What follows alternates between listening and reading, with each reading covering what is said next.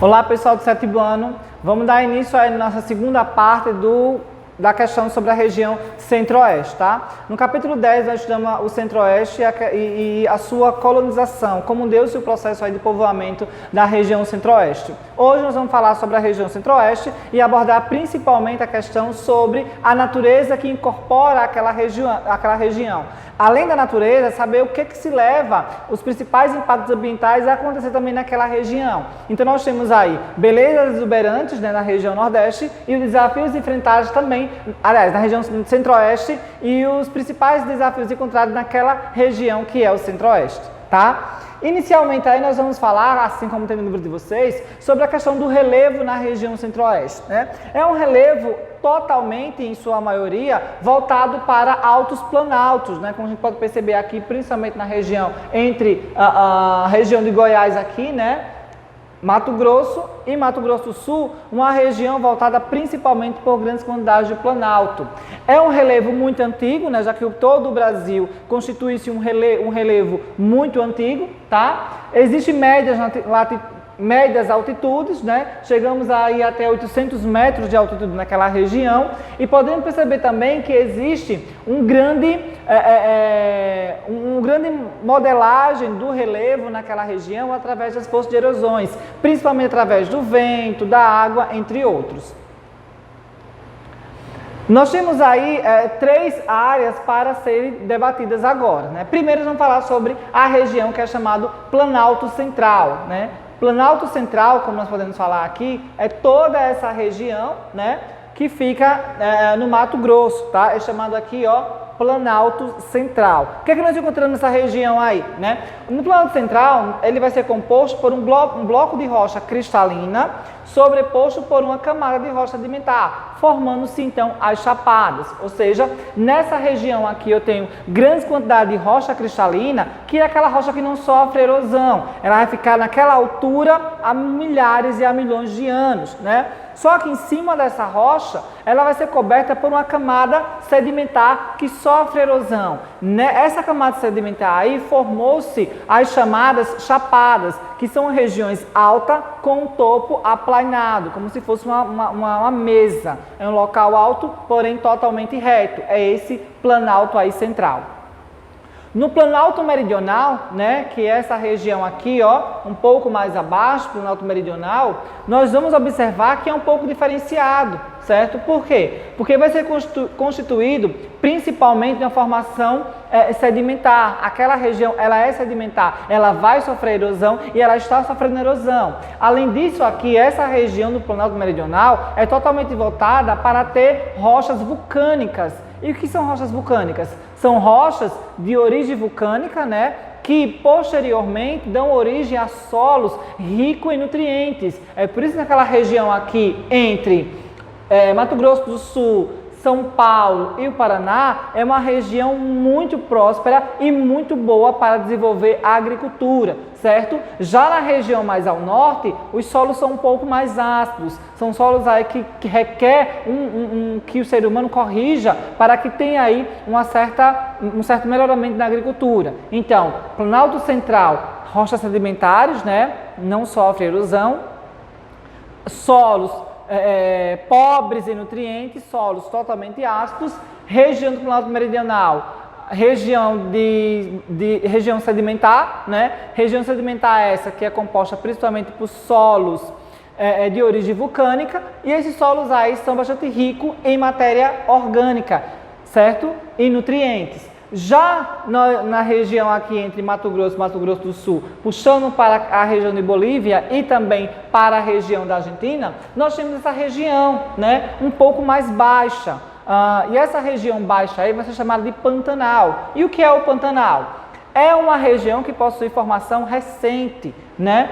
E é praticamente alagada devido às cheias do Rio Paraguai e seus afluentes. Ou seja, essa região que é chamada de Pantanal é uma superfície totalmente alagada e como uma região do centro-oeste está em uma região bastante alta, as águas dos rios que se originam na região mais alta escorrem totalmente para aquela região que é o Pantanal. Como aquela região é de planície, não tem vazão às águas e então ela vai ser uma planície alagada, certo? Então o Pantanal é uma grande planície alagada. De onde vêm as águas? As águas vêm das regiões mais altas das encostas, principalmente das escarpas, né, que é o lado aonde escorre a água da chuva, dos morros e das serras, ok?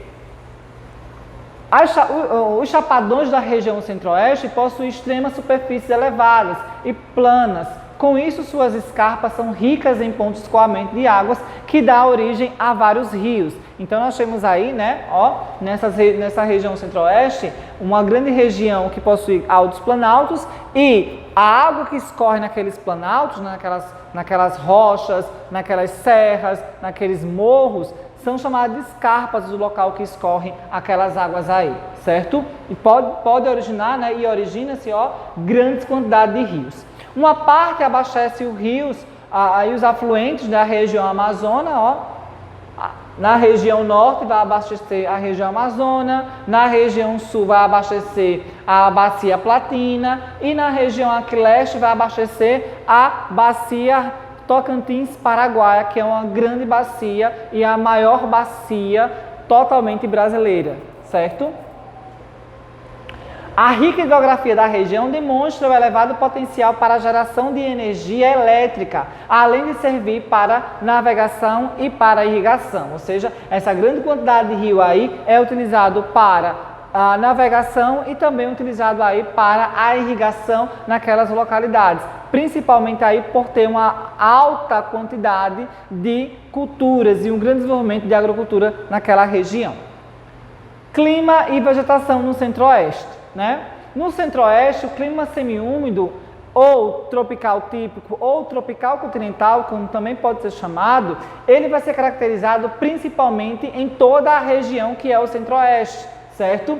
E a principal característica desse clima é que ele vai apresentar aí duas estações do ano bem definidas. Ele vai apresentar aí o inverno frio e seco, como está ocorrendo nesse período, né? Aquelas grandes queimadas que estão ocorrendo aí é devido àquela secura que há naquela região do centro-oeste, queimadas essas que muitas vezes são provocadas pelo próprio ambiente seco e também provocadas pelo próprio ser humano. É por isso que começa a ser totalmente desordenada aquela grande quantidade de queimadas.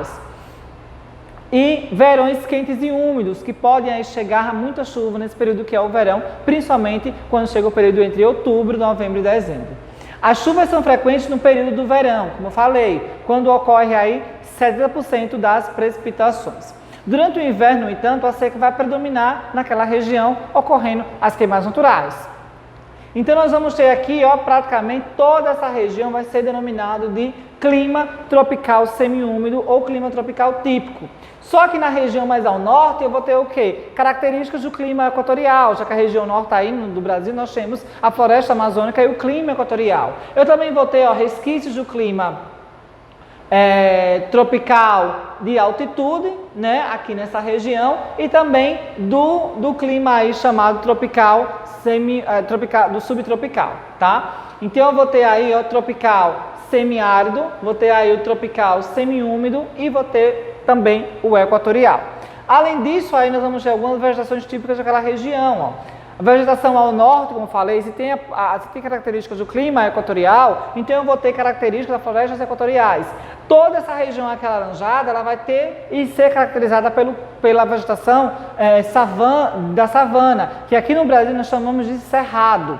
Também nós vamos ter essa região aqui do Pantanal, que é a região da planície alagada, e resquícios também da Mata Atlântica, né? E das matas de araucária e outros tipos, como é o caso dos campos. Apesar de sua diversidade de formação vegetal, o cerrado que cobre extensa superfície da região, ou seja, é o cerrado aí que cobre a maior parte da vegetação que domina aquela região, centro-oeste. Seus solos geralmente são ácidos e pobres em nutrientes, tendo nas vegetações características de arbustos de pequeno e médio porte. Galhos aí, troncos retorcidos, e também nós vamos ter umas cascas muito grossas, além de raízes bastante profundas para captar a água na região do subsolo. Nos locais mais úmidos ou de melhores solos, a vegetação alcança um porte mais expressivo, né, caracterizado aí como cerradões.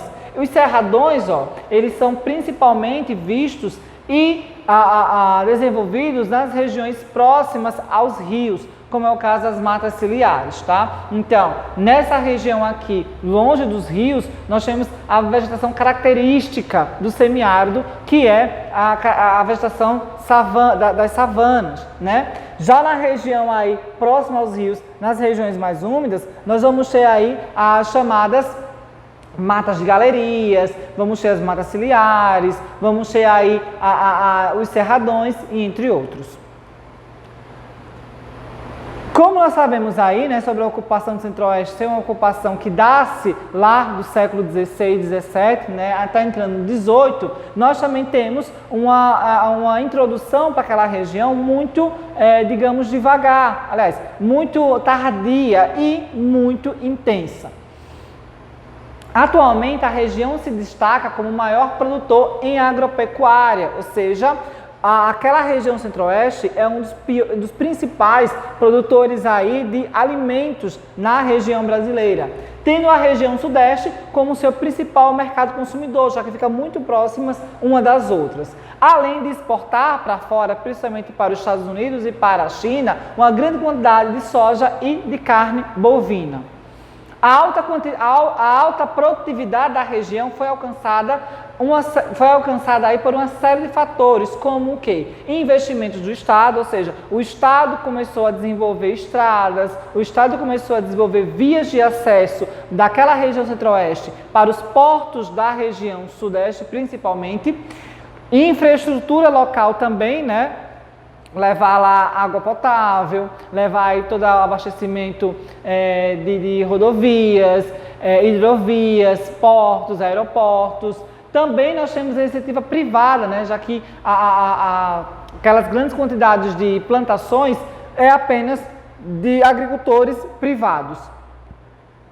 O solo no cerrado foi corrigido, principalmente na região norte, tá? Como nós falamos, aquele solo era um solo ácido, porém com o desenvolvimento de tecnologia, através dos investimentos privados, nós tivemos um melhoramento daquele solo. E o solo o solo que antes era ácido, passou agora a ser um solo totalmente voltado para o desenvolvimento da agricultura. Já as áreas mais férteis, que ficam na região sul, por ter uma grande quantidade de solos de origem vulcânica, nós temos aí o cultivo principalmente de arroz, café e algodão, tá? Grandes extensões aí de terra são utilizadas para a criação de gado principalmente.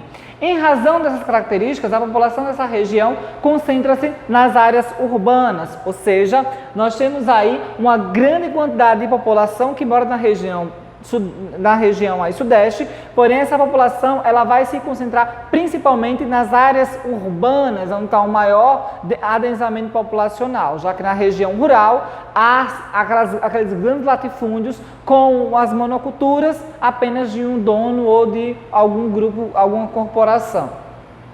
Mato Grosso é o estado que mais se destaca na produção agrícola, certo?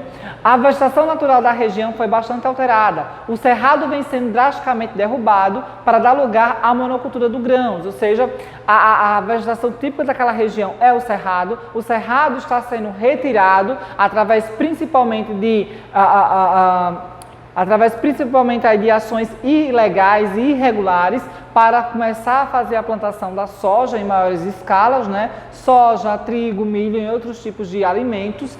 E nós também temos que levar em destaque que a produção industrial está começando também a ser desenvolvida naquela região que é o sudeste, além do extrativismo, né, vegetal, mineral, animal, e também a questão do turismo naquela região, principalmente em regiões muito ricas, como é o caso de Bonito, né, que é uma cidade lá de Mato Grosso, uma cidade muito turística, no qual as pessoas vão lá fazer esse passeio turístico. Além disso aí, né, nós temos que perceber que o Cerrado está ocorrendo no Cerrado uma grande devastação, está sendo noticiário aí nos principais jornais, né, e nós podemos perceber aqui no infográfico do nosso livro que 50% aí da vegetação do Cerrado já foi destruída, né, junto com ela também uma grande fauna e uma grande flora rica naquela região foi destruída também.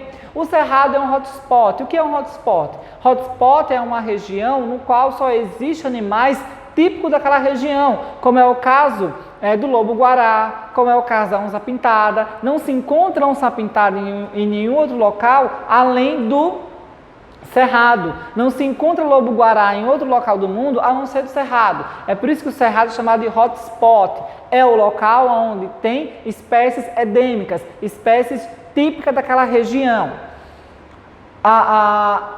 Cerca de 10% do Cerrado é composto por áreas de proteção ambiental. Existem aquelas áreas no qual você não pode entrar ou você só pode entrar com alguma autorização, mas são apenas 10% de toda a área, que é muito pouco.